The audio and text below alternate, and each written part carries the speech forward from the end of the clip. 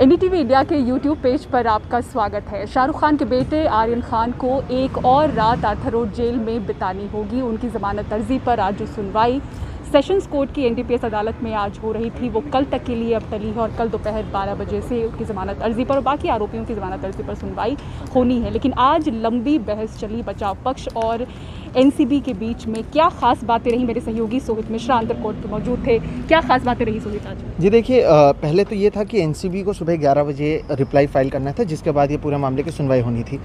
जो शाहरुख खान के बेटे आर्यन खान के वकील हैं या जो बाकी अक्यूज्ड हैं उनके वकील पहुंच गए थे 11 बजे, लेकिन एनसीबी के वकील इतने जल्दी आए नहीं। उनका काफ़ी समय तक इंतज़ार किया गया। लगभग 1-1.5 बजे के करीब उन्होंने अपनी रिप्लाई जो है वो इन वकीलों को दी और उसके बाद ये वकील जो हैं, जो आरोपियों के वकील हैं जिसमें आर्यन खान के वकील भी शामिल हैं, उन्होंने अदालत को बताया कि एनसीबी की ओर से अब तक कोई वकील आया ही नहीं है ताकि इस पूरे मामले में चर्चा की जाए। इसलिए इंतजार किया गया और इस पूरे मामले की सुनवाई की शुरुआत ही 2:45 पर की गई। यानी तय किया गया था जी, यानी पहले सुनवाई में जो रिप्लाई है वो 11 बजे फाइल होना था और ये माना जा रहा था कि शायद उसके बाद इस पूरे मामले पर सुनवाई शुरू हो जाएगी और शाम होते होते ये खत्म हो जाएगा। लेकिन क्योंकि सुनवाई ही 2:45 पर शुरू हुई, इसलिए आज इस पूरे मामले पर जो सुनवाई खत्म होनी चाहिए थी वो नहीं हुई है और इसलिए अब गुरुवार को भी सुनवाई होगी। सबसे पहले आर्यन खान के वकील ने बात किया। उनकी ओर से जो बार बार वो सवाल या बात रख रहे हैं अपने पक्ष, उन्होंने वही कहा कि ना ही आर्यन खान के पास से कोई ड्रग्स मिला है, ना ही उनके पास कोई पैसा था ताकि वो ड्रग्स परचेज कर सके और ना ही उन्होंने ऐसी कोई बात कही है। क्योंकि इनका जो आरोप है उसमें 3 चीज़ का आरोप लगा रहे हैं: ड्रग्स का पोजेशन, ड्रग्स का कंजम्पशन और ड्रग्स का सेल करना। तो उन्होंने कहा अगर हमारे पास ड्रग्स था ही नहीं तो पोजेशन और कंजम्पशन का सवाल ही नहीं होता और पैसा नहीं था तो हम सेल भी कैसे कर सकते हैं या खरीद भी कैसे सकते हैं। तो ये आरोप जो लग रहे थे बार बार, वो उन्होंने कहा कि ये आरोप गलत है। इसके अलावा 1.5 घंटे तक केवल आर्यन खान के वकील ने बात की। उसमें कई सारी चीज़ें कही गई कि किस तरह से अलग अलग शब्दों को जोड़ा जा रहा है और एनसीबी की ओर से इसे एक बड़ा ड्रग जो एक इनकी ओर से कहा जा रहा है कि एक अंतर्राष्ट्रीय स्तर पर कई ऐसे ड्रग्स पेडलर्स हैं और कनेक्शन की बात सामने कर रहे हैं और आर्यन खान के वकील का कहना था कि ऐसा नहीं हुआ। उसके अलावा जो और 2 थे उनके साथ में जो आरोपी थे, एक थी मुनमुन और दूसरे थे अरबाज। अरबाज के पास से भी ड्रग्स बरामद हुआ। तो अरबाज और आर्यन खान दोस्त हैं, साथ में वो गए हुए थे। तो उनके वकील का भी कहना था कि उनके पास से केवल 6 ग्राम चरस बरामद हुआ है और वो साबित हो चुका है। तो उनको ज़मानत क्यों नहीं दी जा रही है?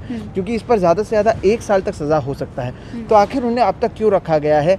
क्योंकि बार बार हर तीनों ने यही कहा कि बार बार कहा जा रहा है कि अंतर्राष्ट्रीय लोगों से इनका लेना देना है, जबकि इन दोनों की अगर बात करें, जब इन्हें उठाया गया था या इन्हें जब जमानत पहले एनसीबी के अधिकारी उनके पास पहुंचे थे, हिरासत में लिया गया था, तब केवल इन दोनों को लिया गया था।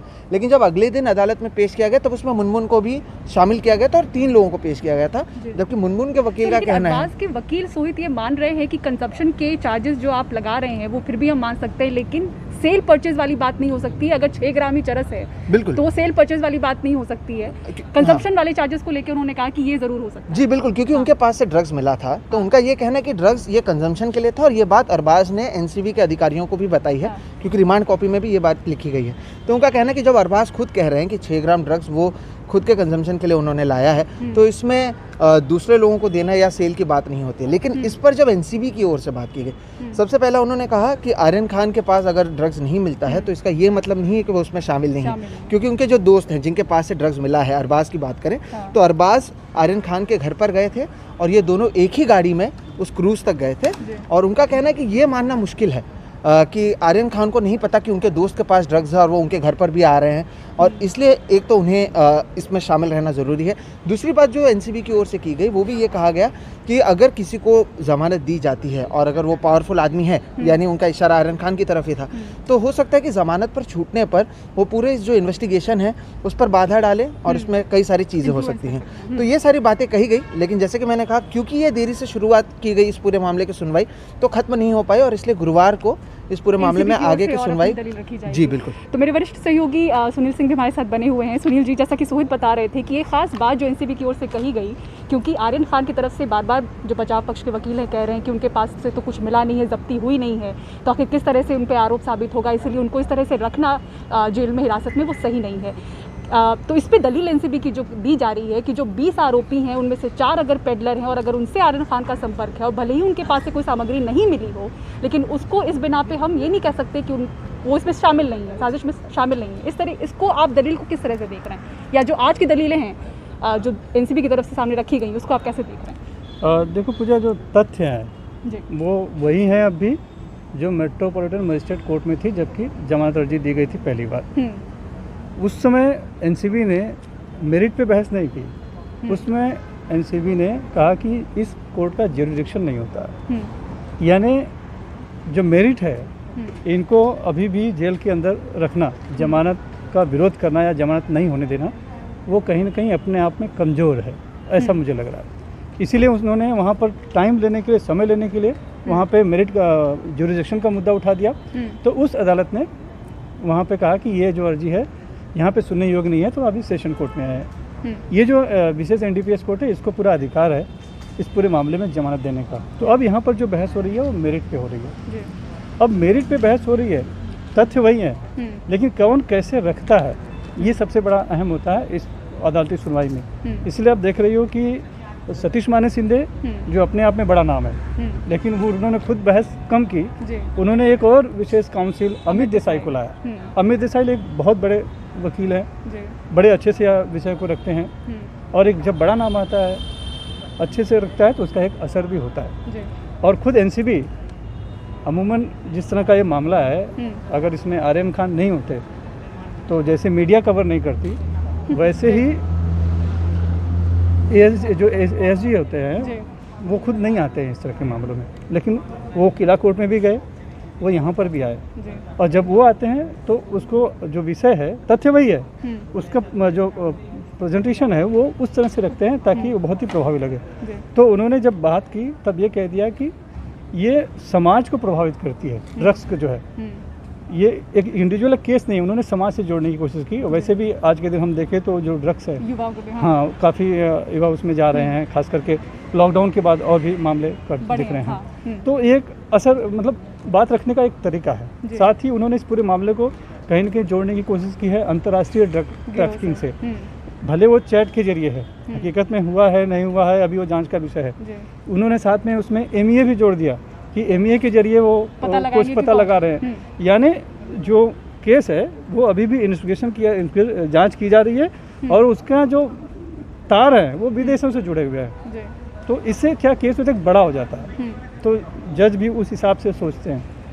रही बात अभी जो 3 लोग हैं, उनका कहना है कि उनके पास बहुत ही कम मात्रा में ड्रग्स मिला है, आर्यन खान के पास तो मिला ही नहीं। तो इनका कहना है कि सबको एक साथ में देखना चाहिए एज ए केस। अगर एज ए केस देखते हैं तो अभी सब पे साजिश का और बाकी ट्रैफिकिंग का, पोजीशन का आरोप लगा हुआ है। केस के तहत देखा जाए तो फिर इनको अभी छोड़ नहीं सकते, तो बाकी लोग का अभी जांच चल रही है और भी लोगों की गिरफ्तारी होनी है या उनका जांच की जा रही है। तो उस हिसाब से उनका तर्क है। तो अब ये तर्क और वितर्क जो हो रहा है वो रखा जा रहा है दोनों तरफ से। क्या होगा ये तो विशेषाधिकार अदालत का है कि वो क्या फैसला देगी। लेकिन जैसा कि मैंने कहा कि मेट्रोपॉलिटन मजिस्ट्रेट में तथ्य वही है, वहाँ पर उन्होंने ज्यूरिडिक्शन की बात की, मेरिट पे बहस नहीं की। यहाँ पर इनको ज्यूरिडिक्शन है तो मेरिट पे बहस हो रही है। और वाकई में अगर ये तीनों का कम रोल नहीं होता तो वो पहले दिन 8 लोग हिरासत में लिए गए थे, लेकिन कोर्ट में पेश किए गए सिर्फ ये 3। पहली गिरफ्तारी दिखाई गई सिर्फ इन तीनों की, मतलब इनका बाकी लोगों से कनेक्शन नहीं है पहली नज़र में, ऐसा मुझे लगता है। तभी इनको अलग किया गया, और इनकी क्वांटिटी बहुत ही कम है जो बरामद हुई है। तो मुझे लगता है कि कहीं ना कहीं जो उम्मीद है बचाव पक्ष की वो पूरी हो सकती है। हालांकि हाँ, सुनवाई जो है अब अभी कल होनी बाकी है, कल का पूरी एनसीबी ने कोशिश की। और एक और तर्क सुन लीजिए यहाँ पर जो देने की कोशिश हो रही है जानकारों की ओर से कि जो एनडीपीएस के जो तमाम एक्ट हैं, जो सेक्शंस हैं, उसमें ये बेहद ज़रूरी है कि जब्ती हो सामग्री की। अगर आर्यन खान का ही केस देखें तो वहाँ पर भले ही जो दलील दी जा रही है, जैसा कि आपने कहा कि प्रेजेंटेशन जिस तरह से है उस मामले का, बहुत ही पुख्ता तरीके से उनकी तरफ से कोशिश हो रही है एनसीबी की ओर से, लेकिन अगर सामग्री की जब्ती नहीं हुई है और अगर मान लीजिए उस केस में देखा भी जाए कि साबित हो भी जाता है, तो जो सज़ा है वो 1 साल तक की हो सकती है ज़्यादा से ज़्यादा। तो ऐसे में इतने दिनों की हिरासत या ऐसे जेल में रहना वो कितना जायज़ होगा? तो उस तर्क को आप कैसे देख रहे हैं जो जानकारों की तरफ से दिए जा रहे हैं? देखिए, बचाव पक्ष का तर्क तो यही रहता है कि सज़ा कम है तो जल्दी मेट्रोपॉलिटन मजिस्ट्रेट कोर्ट भी उसमें जमानत दे सकता है, या फिर जल्दी जमानत मिल जानी चाहिए क्योंकि रोल बहुत कम है। लेकिन ये सब तय होता है जब आरोप तय किए जाते हैं। अभी तो जांच चल रही है, उसके बाद चार्जशीट फाइल होगी, उसके बाद फिर आरोप तय किए जाते हैं।